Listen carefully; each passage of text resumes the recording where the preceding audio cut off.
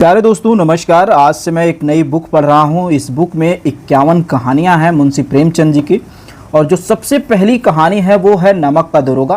तो 51 कहानी मतलब 51 वीडियो में आप सुन पाएंगे। एक मेरी ये सीरीज आने वाली है और इस सीरीज़ का नाम मैं रखने वाला हूँ कहानियों का संग्रह।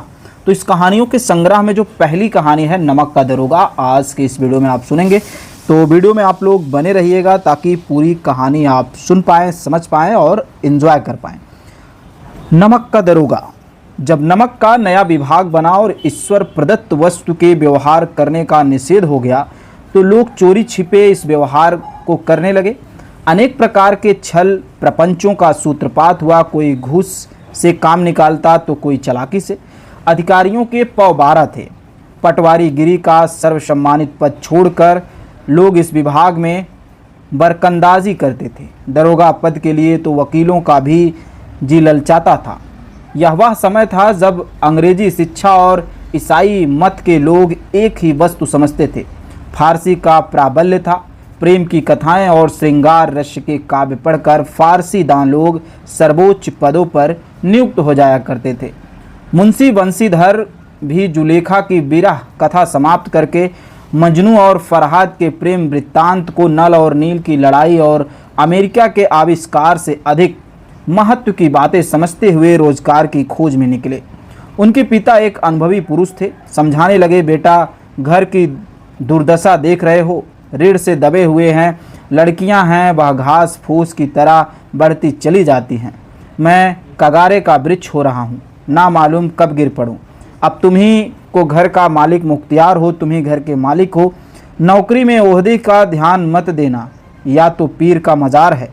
निगाह चढ़ावे और चादर पर रखनी चाहिए। ऐसा काम ढूंढना जहां कुछ ऊपरी आए। मासिक वेतन तो पूर्णमासी का चाँद है जो एक दिन दिखाई देता है और घटते घटते लुप्त हो जाता है। ऊपरी आय बहता हुआ स्रोत है जिससे सदैव प्यास बुझती रहती है। वेतन मनुष्य देता है, इसी से उसमें वृद्धि नहीं होती। ऊपरी आमदनी ईश्वर देता है, इसी से उसकी बरकत होती है। तुम स्वयं विद्यमान हो, तुम्हें क्या समझाऊं। इस विषय में विवेक की बड़ी आवश्यकता है।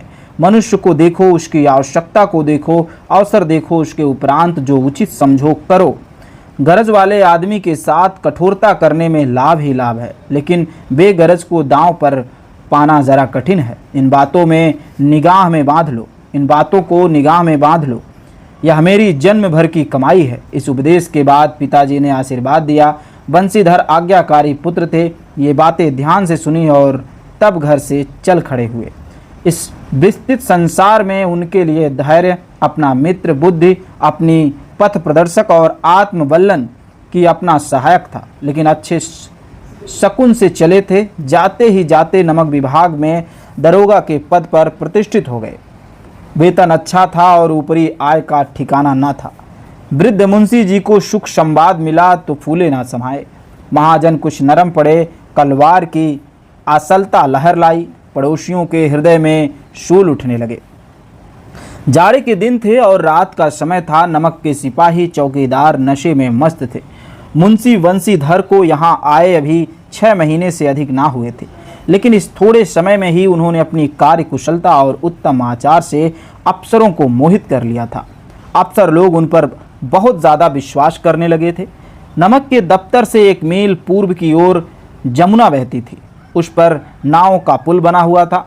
दारोगाजी किवाड़ बंद किए मीठी नींद से सो रहे थे। अचानक आंख खुली तो देखा नदी के प्रवाह की जगह गाड़ियों की गड़गड़ाहट और मल्लाहों का कोलाहल सुनाई दिया। उठ बैठे, इतनी रात गए गाड़ियां नदी पार क्यों जाती हैं? अवश्य कुछ ना कुछ गोलमाल है।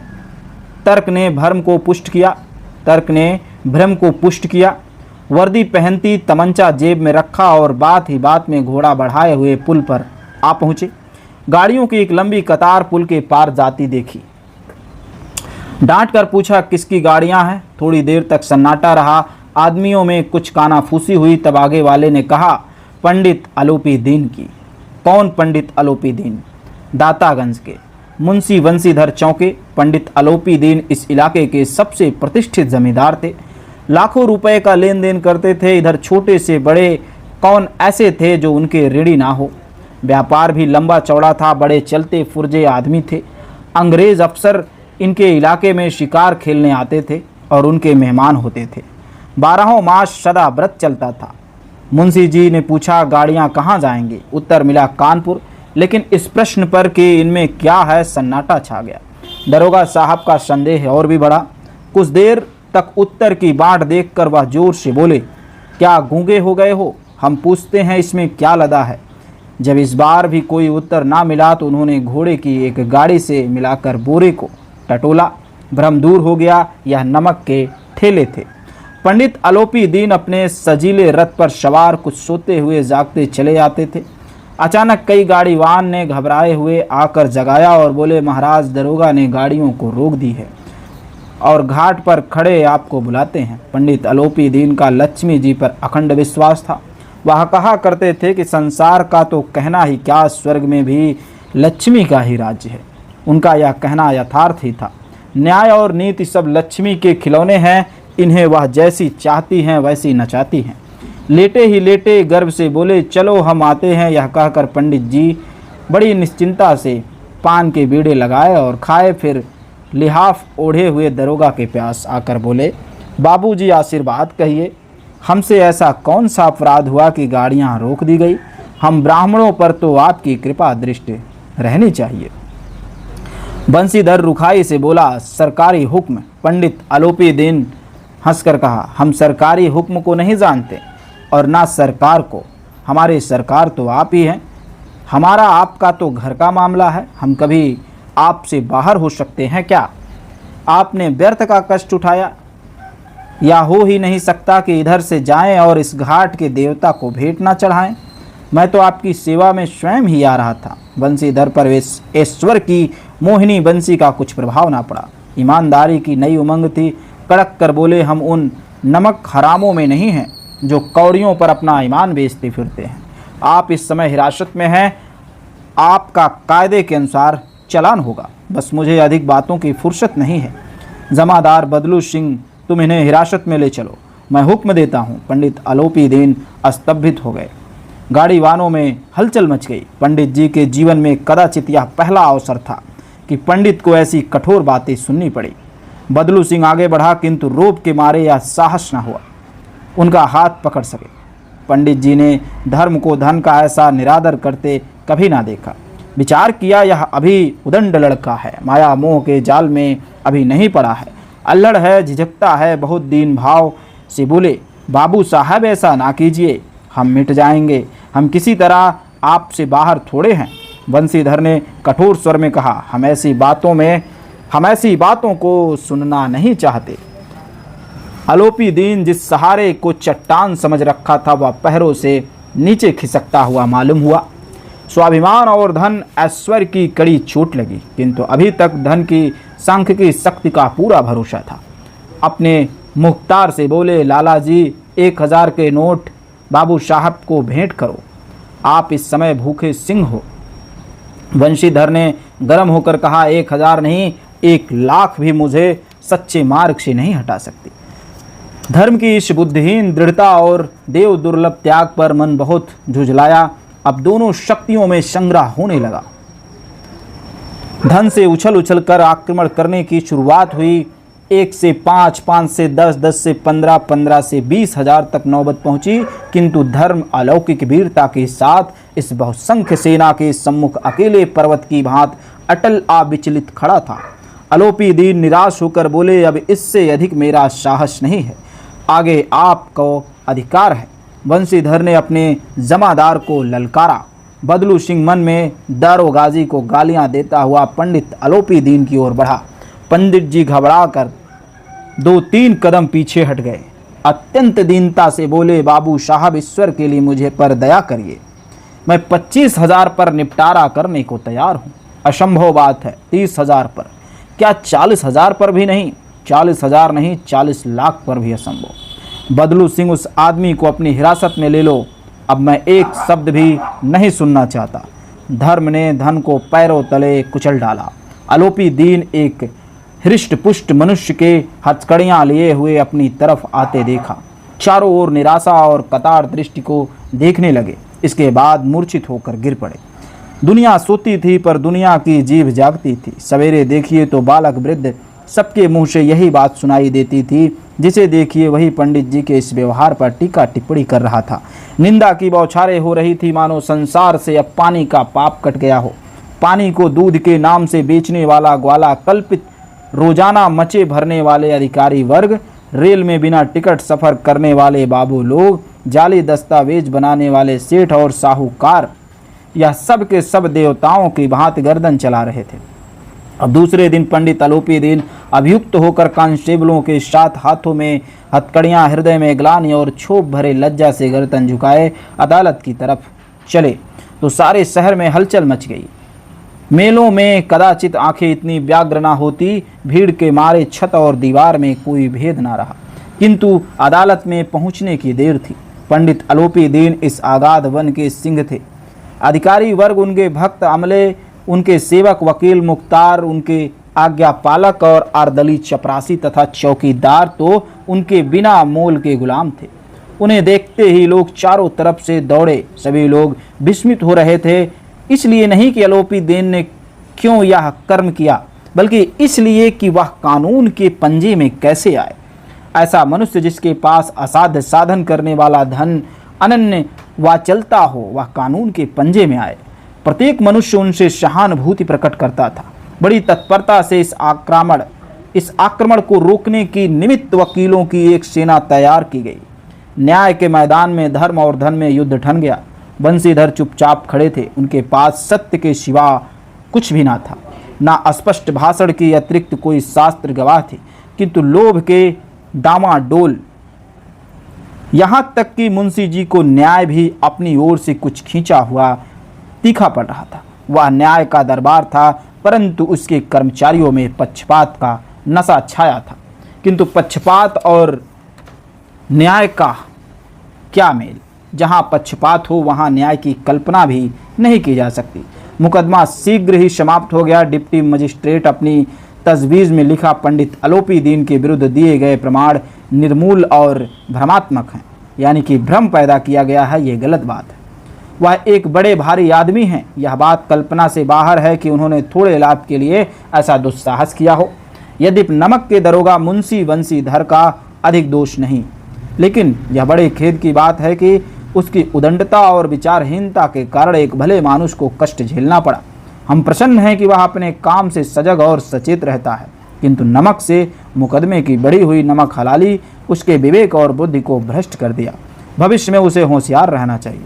वकीलों ने यह फैसला सुना और उछल पड़े। पंडित आलोपी दीन मुस्कुराते हुए बाहर निकले। स्वजन बांधों ने रुपए की लूट की है। उदारता का सागर उमड़ पड़ा, उसकी लहरों में अदालत की नींव तक हिला दी। जब वंशीधर बाहर निकले तो चारों ओर से उनके ऊपर व्यंग बाणों की वर्षा होने लगी।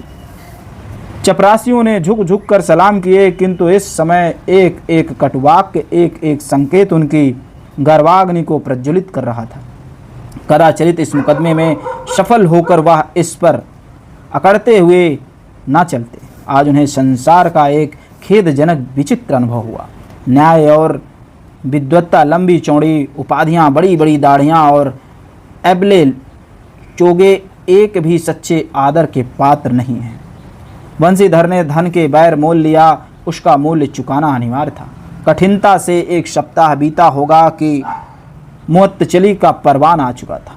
कार्यपरायणता, दंड मिला। बेचारे भग्न हृदय शोक और खेद के व्यथित घर को चले।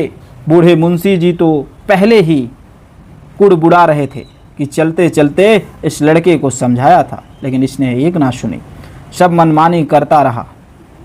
हम तो कलवार हैं और कसाई के तगादे सहे बुढ़ापे में भगत बनकर बैठे, और वहाँ बस वही सूखा तनख्वाह। हमने भी तो नौकरी की है, कोई ओहदेदार नहीं, लेकिन काम किया, दिल खोल कर किया, और आप ईमानदार बनने चलें।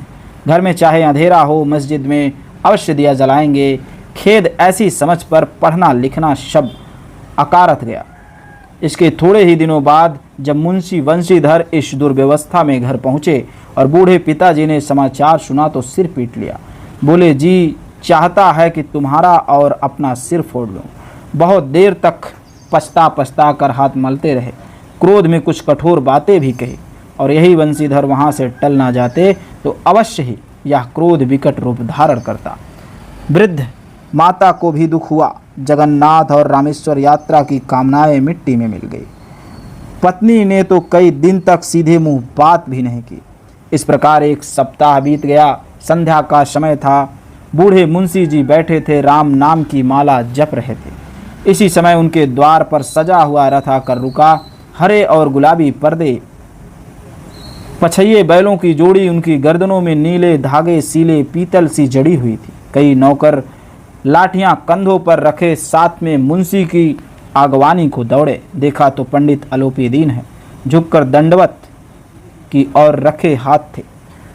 मुंशी जी आगवानी को दौड़े। देखा तो पंडित अलोपीदीन झुककर दंडवत की और लल्लो चप्पों की बातें करने लगे। हमारा भाग्य उदय हुआ जो आपके चरण इस द्वार पर आए। आप हमारे पूज्य देवता हैं, आपको कौन सा मुंह दिखावें। मुंह में तो कालिक लगी हुई है, किंतु क्या करें, लड़का भागा कपूत है, नहीं तो आपसे क्यों मुंह छिपाना पड़ता। ईश्वर निसंतान चाहे रखे, पर ऐसी संतान ना दे। अलोपी ने कहा, नहीं भाई साहब, ऐसा ना कहिए। मुंशी जी ने चकित होकर कहा, ऐसी संतान को और क्या कहूँ। अलोपीदीन वात्सल्यपूर्ण स्वर में कहा, कुल तिलक और पुरुषों की कीर्ति उज्जवल करने वाले संसार में ऐसे कितने धर्मपरायण मनुष्य हैं जो धर्म पर अपना सब कुछ अर्पण कर सके। पंडित अलोपीदीन ने बंशीधर से कहा, दरोगा जी, इसे खुशामद ना समझिए। खुशामद करने के लिए मुझे इतना कष्ट उठाने की ज़रूरत ना थी। उस रात को आपने अपने अधिकार बल से मुझे अपनी हिरासत में लिया था, किंतु आज मैं स्वेच्छा से आपकी हिरासत में आया हूँ। मैंने हजारों रईस और अमीर देखे, हजारों उच्च पदाधिकारियों से काम पड़ा, किंतु मुझे परास्त किया तो आपने। मैंने सबको अपना और अपने धन का गुलाम बनाकर छोड़ दिया। मुझे आज्ञा दीजिए कि आपसे कुछ भी नहीं करूं। वंशीधर अलोपीदीन को आते देखा तो उठकर सत्कार किया, किंतु स्वाभिमान सहित समझ गए कि यह महाशय मुझे लज्जित करने और जलाने आए। क्षमा प्रार्थना की चेष्टा नहीं, वरन उन्हें अपने पिता का या ठाकुर सुहाती की बात अहास्य सी प्रतीत हुई। पर पंडित जी की बातें सुनी तो मन का मैल मिट गया। पंडित जी की ओर उड़ती हुई दृष्टि से देखा, सद्भाव झलक रहा था। गर्व से अब लज्जा के सामने सिर झुका दिया। शर्माते हुए बोले, यह आपकी उदारता है जो ऐसा कहते हैं। मुझसे कुछ अभिनय हुई है, उसे क्षमा कीजिए। मैं धर्म की बेड़ी में जकड़ा हुआ था, नहीं तो वैसे मैं आपका दास हूँ। जो आज्ञा होगी वह मेरे सिर माथे पर। अलोपीदीन ने विनीत भाव से कहा, नदी तट पर आपने मेरी प्रार्थना नहीं स्वीकार की थी, किंतु आज स्वीकार करनी पड़ेगी। बंशीधर बोले, मैं किस योग्य हूँ, किंतु जो कुछ सेवा मुझसे हो सकती है उसमें त्रुटि ना होगी। अलोपीदीन ने एक स्टाम्प निकाला जिसमें पत्र लिखा था।